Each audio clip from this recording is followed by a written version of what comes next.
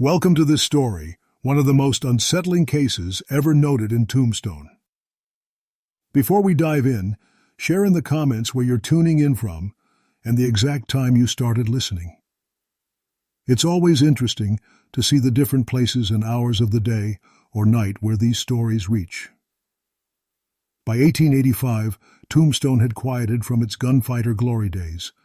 The silver veins were thinning, saloons closing, and the desert wind carried more ghosts than gunsmoke. Yet it was in this fading town that a new kind of dread began, not from outlaw pistols, but from a pulpit. The Reverend Elias Turner arrived that spring, his black frock coat and weathered Bible giving him the air of authority folks long missed. Records from Cochise County show his ordination papers filed neatly that April, sponsored by a small group of settlers eager for spiritual steadiness in a town known more for whiskey than worship. Witnesses later described him as thin, pale, and deliberate, a man who spoke like judgment itself, one old miner recalled to the Arizona Star. Turner's sermons were short, cutting, and strange. He spoke more about debt than redemption, more about trade than grace, and always, at the close, he would touch his silver cross and whisper a line too quiet for anyone to catch. The church he inherited, St. Mary's Mission on Fremont Street, had been abandoned for years after its previous pastor was found drowned in a well during the summer of '81. Locals took Turner's arrival as divine chance. But within weeks, talk began to turn uneasy. Parishioners said they felt watched even when alone, as if the walls of the church themselves carried eyes. By late May, the first disappearance was noted. A prospector named Rufus Hale, known for his gambling debts, vanished after a private meeting with Turner. The next Sunday, the pastor preached about souls weighed and sold like silhouette. For dust. Few understood his meaning, but most felt the cold bite of it. The Cochise County archives, as mentioned in later research, contain fragments of donation ledgers and signed confessions of faith. But strangely, some pages bear initials instead of names, each accompanied by a number written in red ink. Those who attended the evening sermons recalled how Turner would stand motionless at the altar long after dismissal, murmuring to himself as the lamps burned low. One widow, Mrs. Abigail Pierce, claimed she returned late one night to fetch her shawl and found him kneeling before the altar. But instead of praying, he was counting coins and whispering names she swore belonged to the dead. What began as revival soon twisted into ritual. As summer deepened over Tombstone, the heat thickened and tempers soured. The church stood like a shadow on the edge of town, its bell seldom rung except by the wind. Few noticed that Reverend Turner's congregation was shrinking, even as his personal wealth, modest at first, seemed mysteriously to grow. According to county notations preserved in the Cochise County Record Office, a parcel of land adjoining the church was quietly purchased under Turner's name that July. The deed lists the price as 3 pounds of silver and $30 cash, an odd mixture for the time. Miners joked that the preacher had struck his own vein somewhere under the Lord's house. Witnesses told later investigators that Turner became reclusive, holding evening gatherings only for those seeking absolution in exchange for pledge. Townsfolk didn't understand what that meant until one of the attendees, a drifter named Callum Price, stumbled into the Oriental Saloon muttering that the preacher had written his name in a book of ash. Price left Tombstone that night, never to be traced again. By August, 2 more townspeople vanished. Josephine Rudd, a widow who'd recently donated her late husband's gold watch to the church, and Eben Morris, a carpenter who had repaired the chapel's door frame. Turner preached at both of their funerals, though no bodies were found. He spoke of transformation through debt and the silvered covenant, phrases later cited in a small editorial in the Tombstone epitaph. When the town marshal, Henry Bell, made a casual inquiry, Turner presented immaculate records, donations logged, receipts signed, all perfectly neat.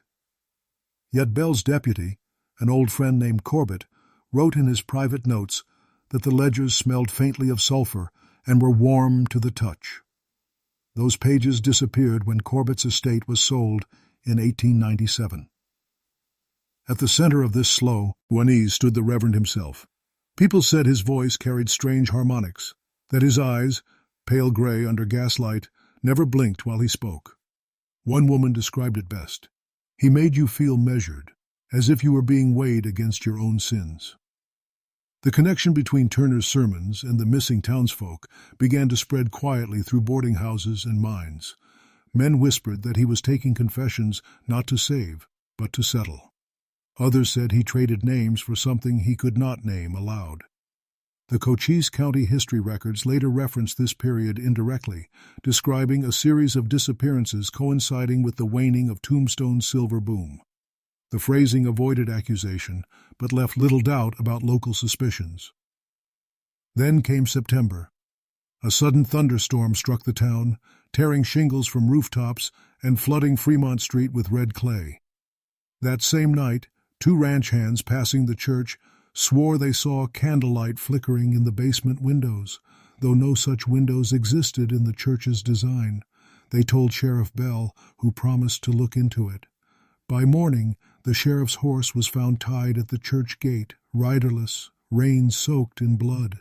The next service was canceled, and for the first time since his arrival, Reverend Turner was nowhere to be found. 3 days passed before anyone dared to enter St. Mary's. The heavy desert air carried the smell of wet dust and something else, something metallic. Sheriff Bell's absence unnerved the town, and by the 4th day, a group of men gathered under the direction of Dr. Amos Leland, the town's physician. With pistols drawn, they forced the church doors open. The sanctuary was dark, except for a single candle flickering near the altar. There were no signs of violence, but muddy boot prints led from the pulpit to a trapdoor, half concealed beneath a torn rug. Beneath it, a narrow staircase descended into the earth, lined with stone older than the church itself. The men followed, lanterns trembling. At the base of the stairs, they found a small chamber, half cellar, half vault. Its walls were lined with shelves, filled not with scripture, but with ledgers and sealed jars of dust. Dr. Leland, who later wrote a statement for the Cochise County Coroner's Office, noted that each jar was labeled with a date and a pair of initials. The most recent read, simply, H.B., settled, Sheriff Henry Bell's initials. No body was found, only his badge, blackened as if by fire. The ledgers were stranger still. They listed dozens of names. Beside each one, a column marked Owed and another labeled Paid. Some bore the notation, Collected by Grace, others, Account Closed. Word spread quickly, and the townsfolk, already half mad with fear, gathered in the street outside. One miner, Josiah Briggs, claimed he'd seen Turner days earlier riding south along the Charleston Road, his black coat whipping like a banner. Another insisted the Reverend had been spotted near Bisbee, preaching to laborers about redemption through exchange. Later, when an official search party combed the desert, they found what appeared to be shallow graves along the San Pedro River. Most were empty, but one held a silver cross fused to bone. The bones themselves were discolored, as if soaked in mercury. A surviving witness from the search, Deputy Corbett's nephew, later testified that the air in that place smelled of lightning and coins. His statement was recorded in Cochise County Proceedings, Volume 2, 1886, though much of the file was damaged in the courthouse fire of 1911. By late October, the church was sealed by order of the county clerk. Parish records, sermon notes, and even the deed to Turner's land were locked away in the basement of the courthouse. For years afterward, locals refused to walk near it after dusk. They said dogs howled at the sight of its steeple, and that, on certain nights, a faint tapping could be heard beneath the ground, as if someone were still counting. The town's population dwindled further as the silver market collapsed. By 1890, Tombstone was half abandoned again, its glory days long over. The story of the sinful pastor became one of the whispered warnings told to travelers and drifters. Beware the preacher who deals in numbers, not prayers. But the story wasn't done yet, because 5 years later, a new rumor began to stir, of a man fitting Turner's description preaching again, this time across the border in New Mexico. In the spring of 1891, a traveling newspaper man from El Paso named Martin Cleary filed a curious story in the Santa Fe Gazette. He wrote of a minister from the Arizona territories, holding gatherings in an abandoned mining camp near Lordsburg, New Mexico. The man's sermons, Cleary noted, speak more of debt and payment than of grace. He called himself Reverend E.T. and carried a tarnished silver cross tied with leather cord. Locals at first welcomed the preacher. The railroad had brought miners, gamblers, and their ghosts. Any man of faith was seen as a comfort. But soon the stories turned dark again. Families reported that loved ones vanished after visiting the preacher's tent for confession. Tools were left in place, meals half-eaten, doors left open to the desert wind. The Cochise County references later connected this report to the missing Reverend Elias Turner from Tombstone. An 1892 affidavit filed by Deputy Marshal Isaac Yates described the man seen in Lordsburg as identical in stature and speech to Turner. Yates attempted to track him, but found only ashes where the camp chapel had stood. He preached one night, wrote Yates, and by morning there was no trace of congregation nor cloth, only the smell of burnt silver. Dr. Leland, now retired in Tucson, was consulted by the Arizona Weekly Citizen in 1893. His recollections were weary but chilling. The Reverend, he said, had a fixation with equivalence. He believed salvation required a counterweight, that a man's soul could not rise unless another fell. His statement echoed the notes found in the ledgers years earlier, the ones labeled "paid in full." By this time, Tombstone itself had sunk into quiet ruin. The mines flooded, the saloons turned to dust, and the wind carried more memory than sound. But within the decaying records of the Cochise County Courthouse, there remained a few entries linked to Turner, unpaid taxes on a property occupied by none, claimed by one who owed no death. That line was underlined in red ink, in handwriting no clerk would later admit to. In 1895, a group of railroad workers traveling through Silver City reported finding an old Bible in a gutted church near the tracks. Inside the cover, a faint inscription read, E.T. Servant of Balance. 1885? The rest of the pages had been carefully cut out, replaced by thin sheets of silver pressed flat between the bindings. Folklore around the territory began to call him the Silver Reverend. Some swore he was no longer a man, others that he was simply clever, traveling under aliases, trading blessings for valuables. Either way, the pattern of vanishings and burned chapels seemed to follow wherever he went. Years later, a student of early territorial history named Professor Lillian Corbin compiled these tales in her lecture notes on frontier religion. She cited the Cochise County records as the most reliable trace of the preacher's existence. Tombstone, she wrote, may have been built on silver, but it was haunted by what silver bought. By 1896, the legend of the so-called Silver Reverend had become campfire talk among drifters and miners who roamed the borderlands. His name appeared in journals, half remembered in letters, and sometimes whispered in boarding houses when talk turned to debt, sin, or the strange coincidences that seemed to follow certain churchmen.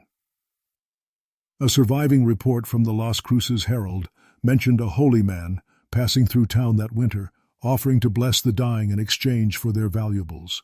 One woman refused him, claiming he looked familiar from an old Cochise County wanted sheet. She said his eyes were colorless, as though washed clean of light. The paper printed her story on page 6, then retracted it a week later, citing unverifiable origin. Meanwhile, back in Tombstone, the old church on Fremont Street remained boarded up. The desert was reclaiming it. Dust swallowing the steeple, bats nesting in the rafters. In 1898, a lightning strike hit the structure during a storm, splitting the roof in two. According to local accounts, flames spread rapidly, but then died in an instant, leaving only smoke and the faint smell of silver polish. The Cochise County Fire Ledger simply listed the cause as divine strike, no casualties. Around that same period, a mining engineer named Samuel Drury found a curious journal buried in an abandoned shaft east of Bisbee. Its first pages were water-damaged, but one entry, dated October 12, 1885, was legible. "I have balanced 4. The 5th awaits confession." The signature at the bottom read, E.T. Drury brought it to Tucson, where the university's Historical Society examined the ink. They determined it matched a type manufactured in San Francisco around 1884, consistent with the timeline of Reverend Elias Turner's disappearance. Drury's account was later cited by Professor Corbin in her comparative study of frontier clear Bogie, which again referenced Cochise County's archival fragments as supporting material. As the century turned, sightings dwindled but never ceased entirely. There was a persistent rumor that Turner, or someone claiming to be him, had died in a border skirmish in 1901. But no official record confirmed it, and the only testimony came from a dying outlaw who claimed to have shot the devil wearing a collar. Still, his legend persisted. Miners would leave small silver coins on graves, muttering, "Paid in full," a phrase that had become both prayer and warning. Children dared one another to say it near the ruins of St. Mary's, claiming they'd hear faint counting in reply. By 1905, Tombstone's remaining residents treated the church grounds as cursed ground. Even the county surveyors avoided redrawing that parcel of land. "Some debts," an old clerk remarked, "don't close with time." And though no one had seen Turner in years, the name Elias continued to appear in ledger margins, written in ink that refused to fade. Some said the county books themselves carried his mark, thin silver streaks that shimmered faintly under lamplight. By 1906, the Silver Reverend was less man than myth, but myths in the West had a way of refusing burial. Each year, new miners, ranchers, and prospectors wandered through the abandoned outskirts of Tombstone, and some returned with stories too detailed to dismiss. One account came from Dr. Hiram Beckett, a physician traveling from Douglas to Tucson. His horse had thrown a shoe near the burned remains of St. Mary's, and he decided to rest before continuing. As dusk fell, Beckett later claimed, he saw a faint glow through the church's collapsed doorway, the flicker of a single candle, too steady to be the reflection of lightning bugs. When he approached, the air smelled of heated metal. Inside, he found nothing but a melted crucifix and a few coins arranged in a perfect circle on the altar. Beckett's affidavit, recorded with the Cochise County office, described the coins as unbearably cold to the touch. That same summer, a group of students from Tucson arrived to study local folklore under the guidance of Professor Lillian Corbin, whose earlier lectures had drawn attention for their research into Turner's records. They took notes, photographs, and sketches of the church ruins. One photograph, still preserved in the Arizona Historical Society archives, shows what appears to be faint script etched into the surviving wall planks. The words read, "Balance endures." Corbin mentioned this in her later field journal, where she also referenced the Cochise County deeds of 1885 as the most tangible proof that Turner had ever existed. "Beyond those documents," she wrote, "we are left only with shadows and the whispers of those who believed in his accounting." It was during that expedition that a miner from Charleston came forward with a strange relic, a small, metal-bound book discovered inside a dry well. The pages within were thin as foil, engraved with initials rather than words, a few matching names from the old disappearance lists. The book now rests in a private collection, though a brief description appeared in the Arizona Daily Citizen, noting that each page glinted as if dusted with powdered silver. Folklore surrounding the object claimed it was Turner's true ledger, the one he had used to record his bargains, not merely the donations of his flock, but their souls themselves. Corbin, cautious as ever, dismissed such superstition. Yet she admitted in a later letter that she could not explain the book's strange weight, as if every page carried more than metal. By 1908, researchers attempting to revisit the site found the ruins of St. Mary's buried under drifting sand. Tombstone itself was little more than a skeleton town, visited only by historians, prospectors, and curious travelers seeking the remnants of a past too heavy to rest. Still, There were those who swore they saw movement at dusk. A solitary figure in a black coat, walking the road toward Bisbee, his silver cross glinting faintly beneath the dying sun. They said he never cast a shadow, though the desert light burned bright around him. By 1910, the legend of Elias Turner had become part of the borderlands folklore. A tale told in mining camps, whispered over card tables, and retold by travelers who swore they'd heard the counting. The story varied from town to town. In one version, he was a vengeful ghost collecting unpaid debts. In another, a false preacher cursed by his own greed. Yet, when scholars compared these tales, many pointed back to the same source, records held in Cochise County, which described Turner's arrival, his ledgers, and the vanishing of Sheriff Bell. The Arizona Territorial University published a small study that same year titled Religious Transgressions of the Western Frontier.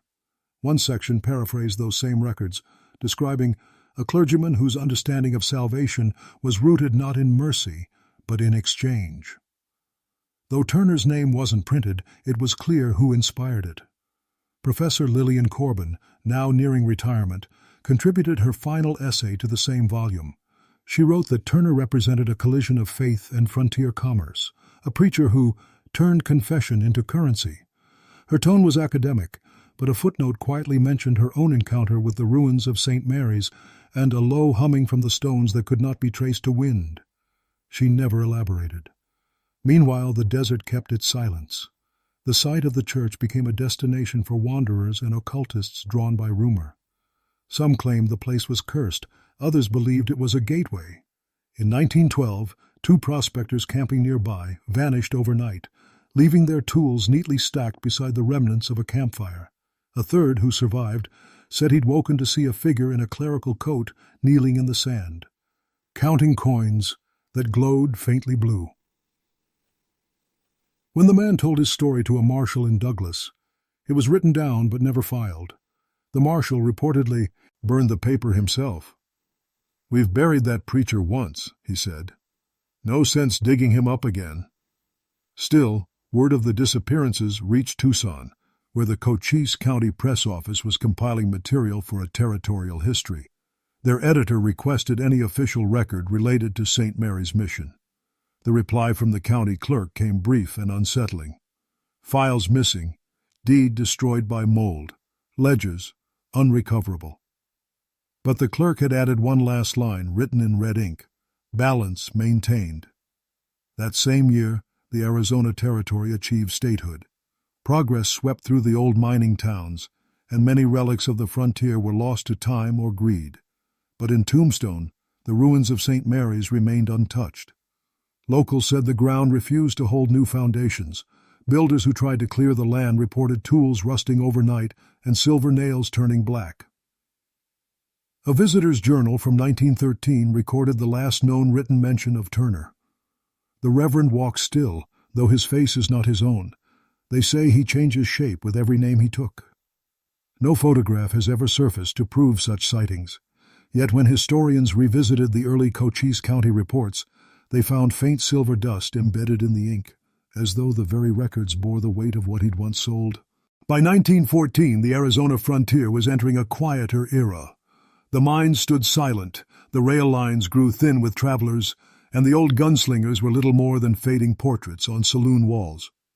But among historians and local archivists, the case of Reverend Elias Turner remained a small, persistent obsession, a stain that refused to fade from the parchment of Cochise County's early history. In that year, an archivist named Henry Lowell, assigned to sort and restore county records damaged in the courthouse fire of 1911, stumbled upon a peculiar entry. The file contained fragments of a handwritten confession, unsigned and brittle with age. The writing matched that found in Turner's ledgers. Only a portion was legible. Silver weighs heavier than sin. The scales are near even, yet there is always one who must pay for the light. Lowell shared the discovery with his supervisor, who urged him to destroy the fragment to prevent further superstition. Instead, Lowell copied the text into his private notebook and continued working quietly.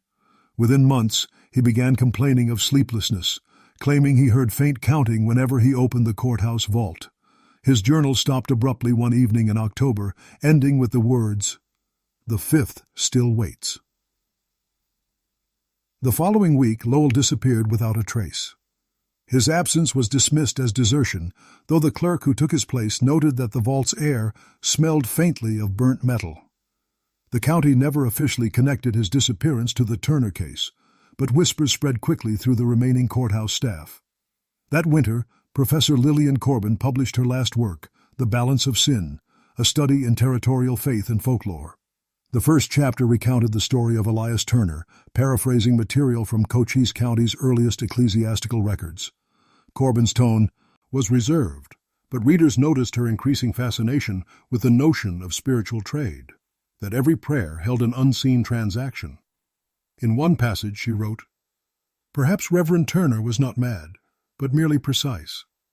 In the arithmetic of the soul, even mercy demands balance." A few months after publication, Corbin retired to Bisbee, where she reportedly lived reclusively until her death in 1919.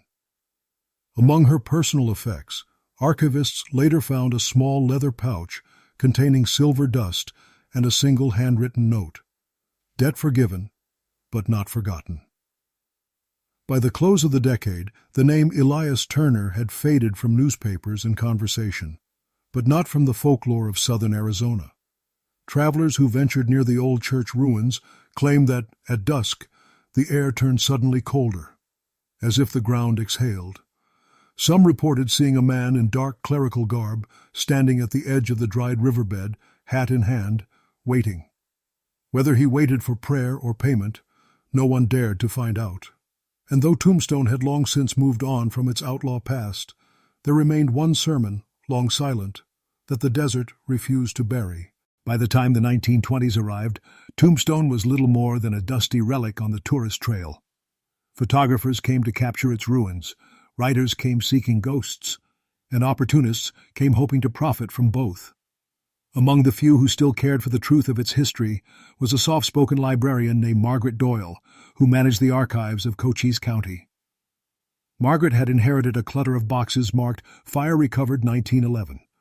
Inside were water-stained records, fragments of sermons, and personal letters dating back to the town's earliest days.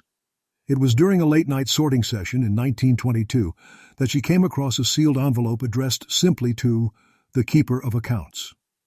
The handwriting matched that of Elias Turner's old registry entries. Inside was a single tarnished coin, fused to the paper by what looked like soot, and a brief message. Balance held. The silver sleeps beneath the prayer. Margaret recorded the find in her cataloging notes, but told no one else. Weeks later, she wrote in her private diary that she'd begun hearing faint metal clinks when she passed the church parcel on her way home. "It's not wind," she wrote, "nor echo. It's like someone is counting deep under the soil." Later researchers would include these entries in a compendium of Arizona folklore, noting how Margaret's experiences mirrored earlier reports from the 1880s. Her diary also referenced the Cochise County Parish records of 1885, claiming they contained anomalous arithmetic in the margins, simple additions that always summed to 13. In 1923, Margaret took an extended leave of absence after a health breakdown, claiming she suffered from auditory fatigue. She spent her final years in a small house near Bisbee, reportedly keeping all her curtains closed. When she died in 1926, her nephew found a ledger among her belongings, a perfect replica of Turner's Orage. In all design, though blank except for the first page, it bore a single inscription, "Paid in full, M.D." That same year, a flash flood swept through the outskirts of Tombstone, washing away part of Fremont Street and uncovering fragments of old stone foundations.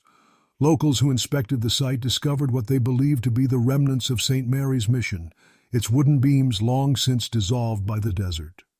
But at the center of the ruin, embedded in hardened clay, lay a corroded cross and a thin silver chain.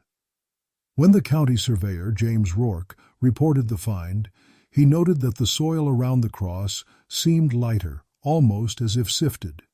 He stored the relic in the courthouse safe, unaware that the vault was the same one where Henry Lowell had vanished 20 years prior. Months later, when the clerk retrieved the box for transfer to Tucson, it was empty. Only a fine dust remained, glimmering faintly under lamplight. Rourke insisted he hadn't opened it. The clerk sealed the vault again and wrote a terse note in the logbook: "Artifact missing, balance unchanged." The entry was dated October 12th, the same date Turner had once written beside his final sermon in 1885. By 1927, Tombstone had begun marketing its own ghosts. Old gunfights were reenacted for tourists, and souvenir shops sold fragments of brick and bullet casings labeled "From the OK Corral." Yet even amid the carnival of nostalgia, the ruins of St. Mary's were left alone. No guide mentioned them, no photograph included them, and when asked why, locals would shrug and say, "That's not a story you sell, that's one that sells you." It was during this strange resurgence of tourism that a visiting journalist, Edwin Clark, arrived from San Francisco to write a feature on frontier myths. He had heard the whispers about the preacher who bought souls, about the church that would not burn, and decided to investigate.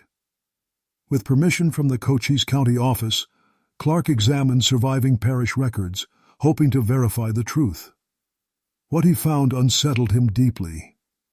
One ledger contained faint outlines of erased names.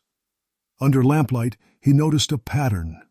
Each erasure left behind a silvery residue, invisible until the ink caught light. Clark described it in his notebook as ghost handwriting, as if the record itself refused to forget.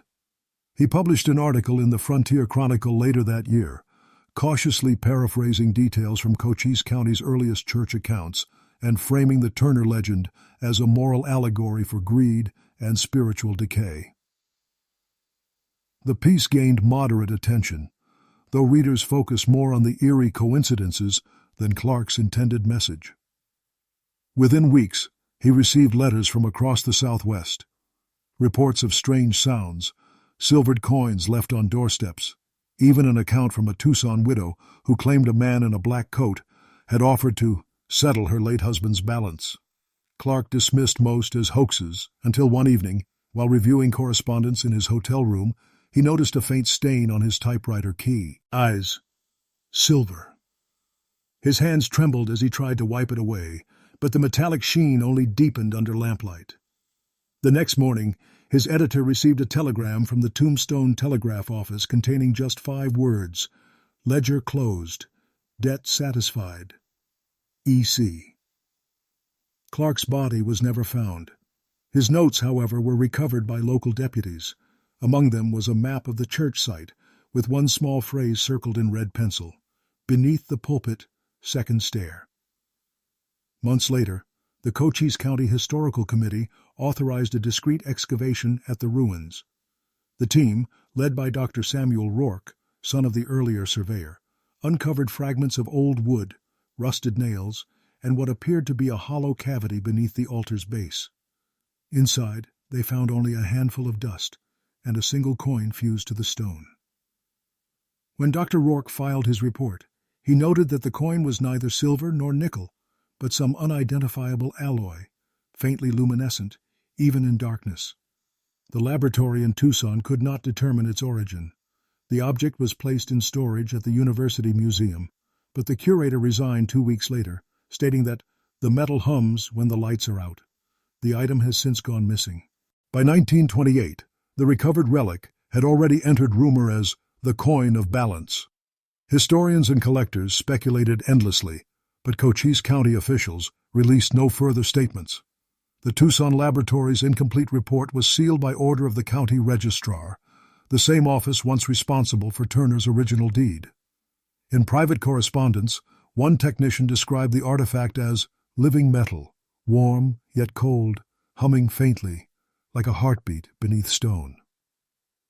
While most dismissed it as exaggeration, one person took renewed interest: Professor Lillian Corbin's former assistant, now a historian in his own right, Edgar Willoughby.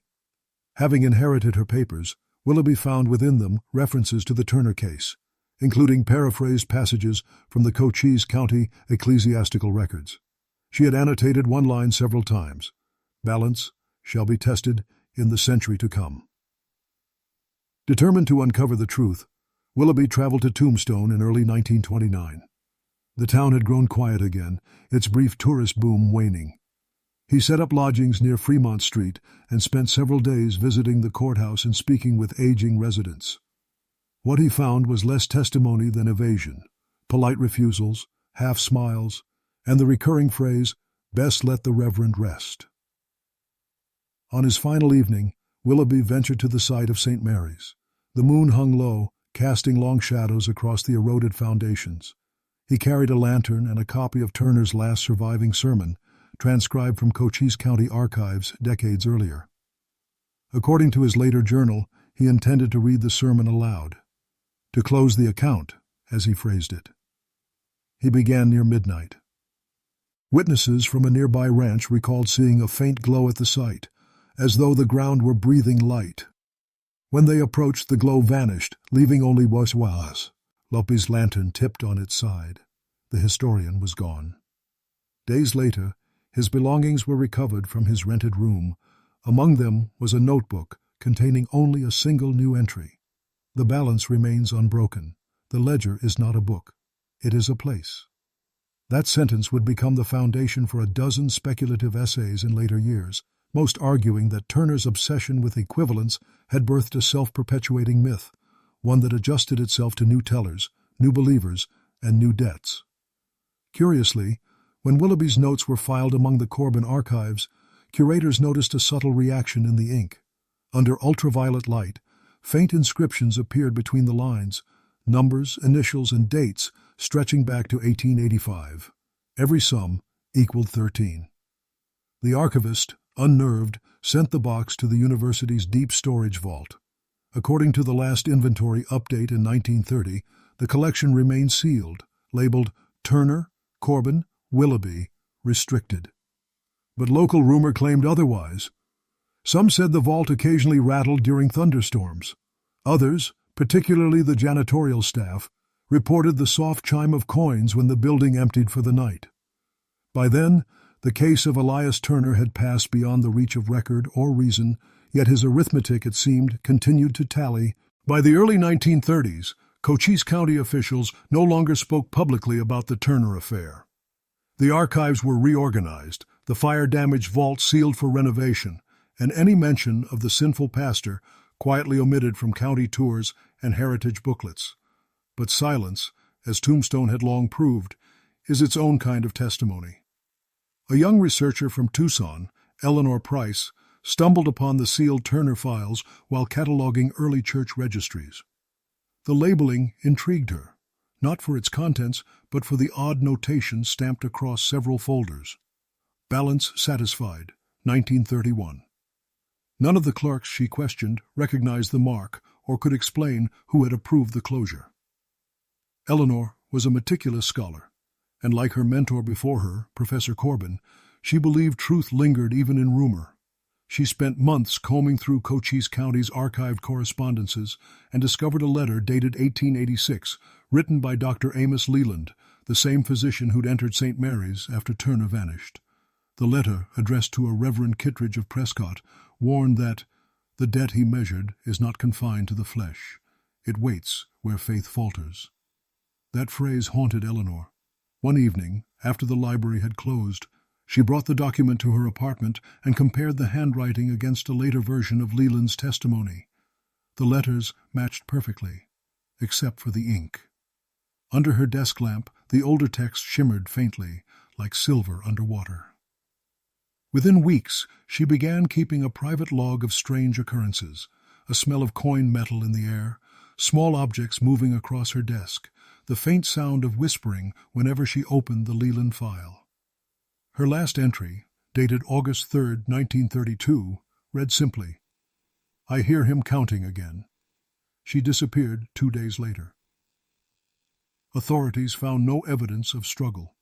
The apartment door was locked from the inside, and her research materials neatly stacked by the window. Only the Leland letter was missing. Her absence was briefly reported in the Tucson Citizen, which paraphrased Cochise County's official statement that she had relocated east for study. The truth, that no such transfer existed, remained known only to her colleagues. Among Eleanor's remaining notes was a partial transcript of Turner's supposed last sermon. In all accounts, there is the payer and the paid. Only when the sum is equal shall the silence break. Her handwriting ended abruptly beneath that line, as if interrupted mid-thought. Years later, when the archives underwent digitization, curators discovered a faint discoloration on several metal shelves. Fine silver dust embedded into the steel. Testing showed no trace of paint or oxidation. The technician who conducted the analysis remarked in his report, "It's as though the dust was part of the metal itself." The Turner file was resealed under state directive. Officially, its contents are classified due to deterioration. Unofficially, few archivists will touch it. Those who work late in the building still swear that sometimes, when the air turns still, the sound of a slow, deliberate count echoes faintly from the lower vault. 13 beats, then silence. By 1933, the Turner affair had become a story no one dared to tell aloud in Cochise County. Officially, the archives were clean. No ledgers, no sermons, no deeds. Yet the whispers persisted. A janitor who'd worked the courthouse since the 1890s, Mr. Roland Yates, told a Tucson reporter that the Reverend's name still walks the papers. When asked what he meant, he simply replied, "You turn a page, and sometimes the ink breathes back." That same year, an independent historian named Dr. Wallace Crane visited Tombstone on behalf of the Arizona Historical Society. His assignment was to write a centennial essay on the region's early religious institutions. Naturally, he requested access to Cochise County's ecclesiastical archives, unaware of the legends they contained. The clerk hesitated, but eventually allowed supervised access to the old fire vault, under the condition that Crane sign a disclaimer. In his journal, later recovered by his widow, Crane described the room as cold as stone, even in midsummer. He wrote that the air smelled faintly of silver and candle soot. For hours he sifted through brittle pages, land deeds, donation records, and sermon fragments. Around dusk, he came across a single parchment that differed from the rest. It bore no seal, only a line written in tight script. "The 13th has yet to be weighed."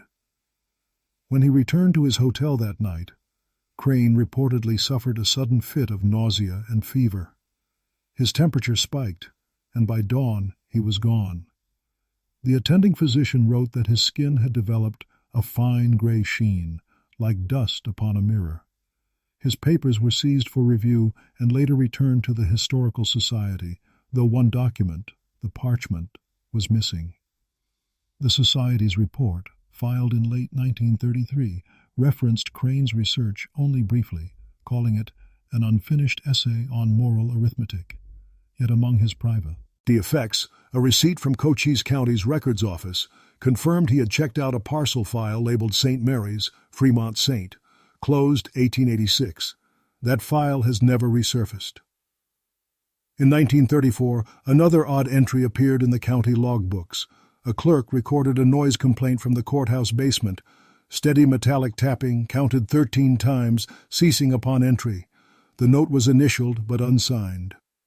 Rumor spread quickly among county staff that Turner's balance, whatever it represented, had not yet been settled. Miners passing through town revived the story, retelling it to travelers in nearby Bisbee and Douglas. By autumn, the legend had taken new form. The preacher who had bargained with silver now weighed souls by moonlight, forever counting until his debt was matched. The local paper, the Tombstone Tribune, ran a brief editorial warning readers against superstition, citing Cochise County's historical records as valuable documents, not haunted relics. Yet the editor's own daughter later admitted her father refused to stay alone in the courthouse after dark. He said it wasn't the ghosts he feared, she recalled, but the silence between their steps. By 1935, half a century had passed since Reverend Elias Turner first stepped into Tombstone, yet his shadow remained as persistent as the desert wind. The frontier had modernized. Motorcars replaced horses, telegrams replaced couriers, but in Cochise County, there were still certain things the locals wouldn't speak of, especially after sunset. That year, An archivist from Phoenix named Gerald Whitmore was tasked with auditing the county's record storage as part of a statewide modernization program. He was methodical, skeptical, and wholly unimpressed by frontier myths. His report began dryly: records incomplete, cataloging inconsistent, several ecclesiastical files missing or mislabeled. But midway through his notes, his tone changed. A single sentence stood out: "The ledger exists, though not where it should." Whitmore's handwriting grew uneven from that point forward. In later pages, he described a metallic pulse emanating from one of the locked cabinets, and how the key, when turned, left a residue like powdered silver on his fingers. He wrote that he heard faint counting behind the door, rhythmic and deliberate. The last entry in his notebook read, "The 13th remains unpaid." The Cochise County administration, alarmed by his disappearance 2 days later, sealed the basement permanently. Official explanation: structural instability. But within the town, few believed it. A janitor claimed he'd found Whitmore's clipboard at the foot of the stairwell, the ink smudged and glimmering. Others whispered that the archivist had joined the same balance Turner had once kept. Around this time, a visiting historian from Texas, Dr. May Hilliard, published a comparative essay titled "Currency of Faith: The Frontier and Its False Prophets." Though she avoided names, she paraphrased several details drawn from Cochise County records: the disappearances, the silver cross, and the ledgers that measured redemption like debt. She concluded with an unsettling hypothesis. If Reverend Turner believed salvation could be transacted, perhaps he succeeded too well. Perhaps the debt he tallied was not his to erase. Dr. Hilliard's essay earned her brief acclaim, followed by an abrupt retreat from public life. Friends later recounted how she began receiving letters, unsigned, written in ink that shimmered faintly even when dry. Each bore the same message: paid in full. Meanwhile, the ruins of St. Mary's, long buried under dust, were briefly uncovered by a storm that spring. A traveler passing through reported that the foundation still smelled of rain and metal. He claimed to have seen footprints leading toward the river, deep and recent, though no one else had walked there for years. When word reached the courthouse, a young clerk was sent to verify. He returned, pale and silent, refusing to record his findings. His supervisor later recalled that the clerk's hands left silver stains on every page he touched. By autumn, the county quietly removed St. Mary's from all official maps. The land was listed as unsurveyable terrain, but locals knew what it meant. The ledger was still open, and the desert was keeping count. By late 1935, what little remained of the Turner case had dissolved into folklore, surviving only in the footnotes of Cochise County's earliest church records and the whispers of those who handled them. Tombstone had settled into a sleepy relic of the frontier past, visited by curious travelers and opportunistic photographers. Yet among the few who still remembered, there was a quiet agreement. Some debts were best left buried. That winter, a minor tremor struck southern Arizona. The quake was weak, barely enough to shake the windows, but in the county courthouse, it was said that the locked basement door swung open on its own. The night guard, Thomas Kitt, later told the Arizona Republic that he'd heard what sounded like metal coins spilling across the floor. When he investigated, he found nothing, only a fine dust that glimmered when struck by lamplight. Kitt's report was filed, stamped, and forgotten. But 3 days later, the janitor discovered something peculiar. On the basement wall, written in ash or soot, someone had scrawled a familiar phrase: "The 13th is ready." The handwriting matched samples from the Turner ledgers held in Cochise County's archival references, though no pen or brush could have reached that far up the wall. The words faded after the next rainfall, or perhaps they were wiped clean. Around that time, a team of university historians visited the town as part of a cultural preservation survey. One of them, Dr. Henry Garver, interviewed aging residents about local legends. Several still remembered the preacher, that thin man with eyes like fog. One old prospector claimed Turner hadn't vanished at all. "He just changed his congregation," the man said. "Every 50 years or so, the desert pays what it owes." Dr. Garver, a rational man, laughed at the tale until he visited the ruins of St. Mary's himself. He later wrote that the Lace felt awake, as though the stones themselves were listening. His report, filed in 1936, paraphrased the Cochise County Chronicles that had long since gone missing, warning that certain relics bear an echo beyond decay. When questioned about this phrasing, Garver refused to elaborate. In the spring of 1937, a small boy wandering near the old church site brought home a coin he found half buried in the sand. His mother cleaned it and noticed it bore no minting, only engraved initials, E.T. 2 days later, the coin was gone, and the boy swore that he'd heard someone praying under the floor the night before. Superstition spread again, and by the decade's end, Tombstone's remaining residents began locking their doors before dusk. The stories of Turner, long buried beneath dust and denial, had surfaced once more. And though Cochise County officials issued statements dismissing the rumors as folklore, they quietly reclassified all surviving documents related to St. Mary's under restricted material. From that point forward, those who tried to reopen the case found their request delayed, misplaced, or ignored entirely. It seemed the ledger, and the town that birthed it, had finally decided who would speak and who would pay. By 1938, the Turner case existed only in fragments, part history, part haunting arithmetic woven through the dusty paperwork of Cochise County. Yet the pattern refused to fade.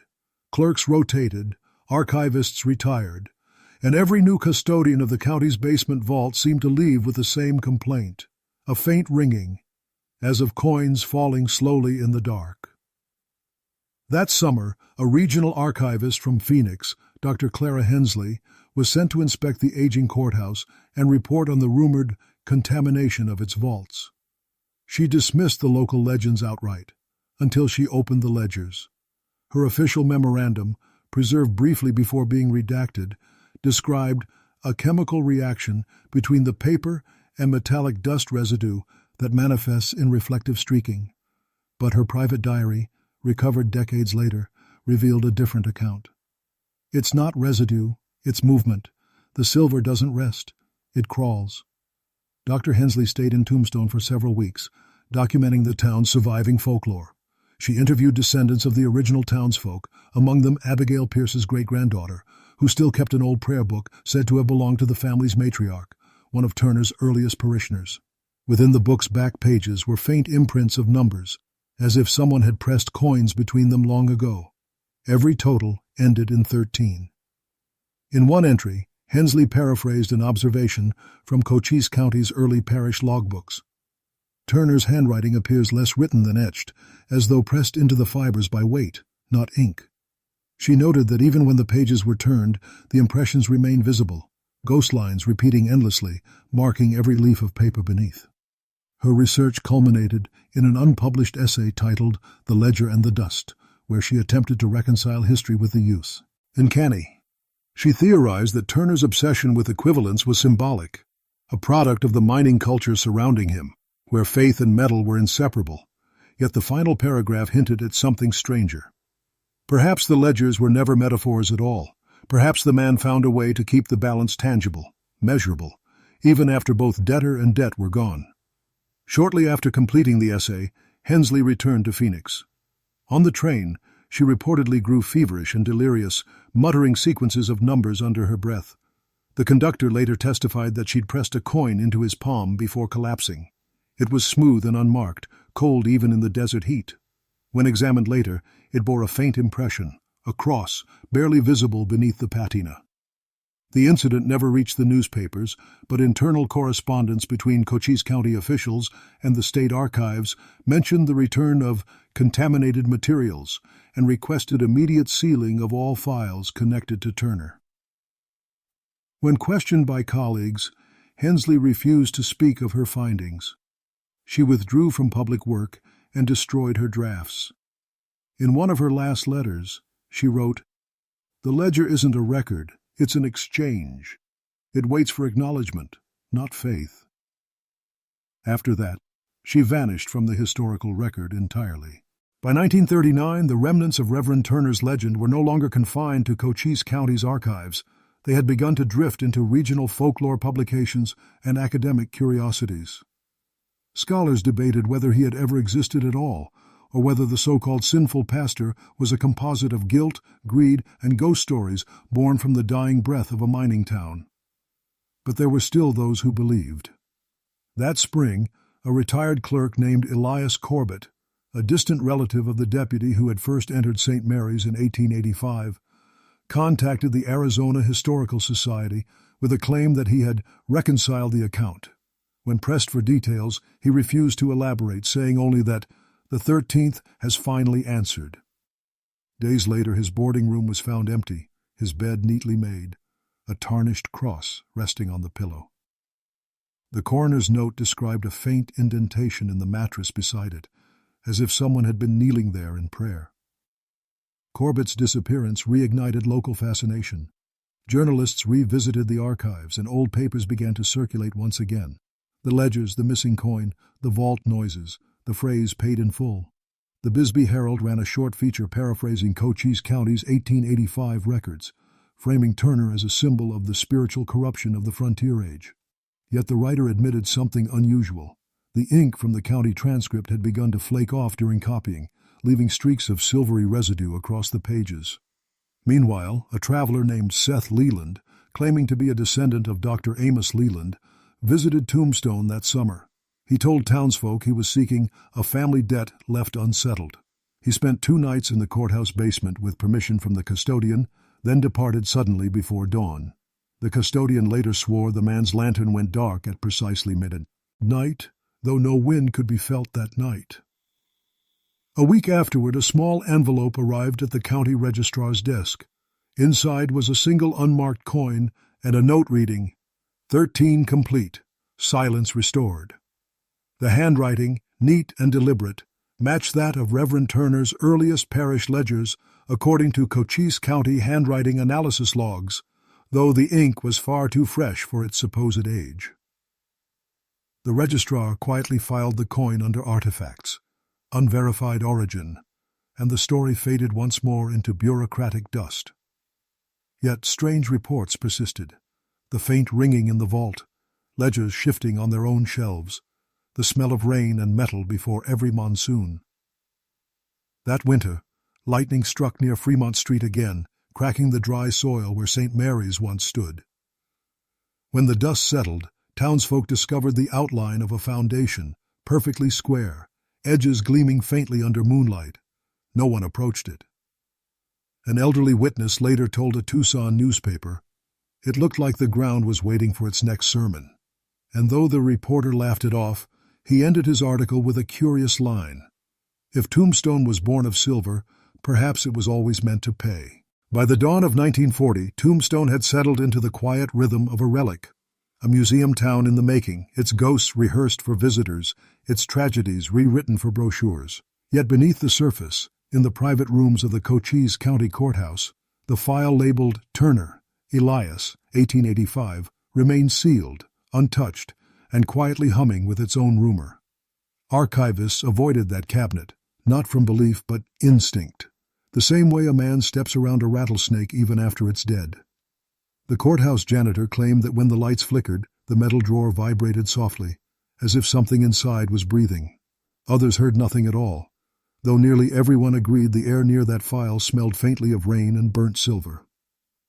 That same year, a traveling historian, Dr. Helen Whitaker, began compiling a survey of lost frontier faiths. Her research took her through small desert towns and forgotten missions, until inevitably she reached Tombstone. In her published notes, she described the experience as less investigation, more inheritance.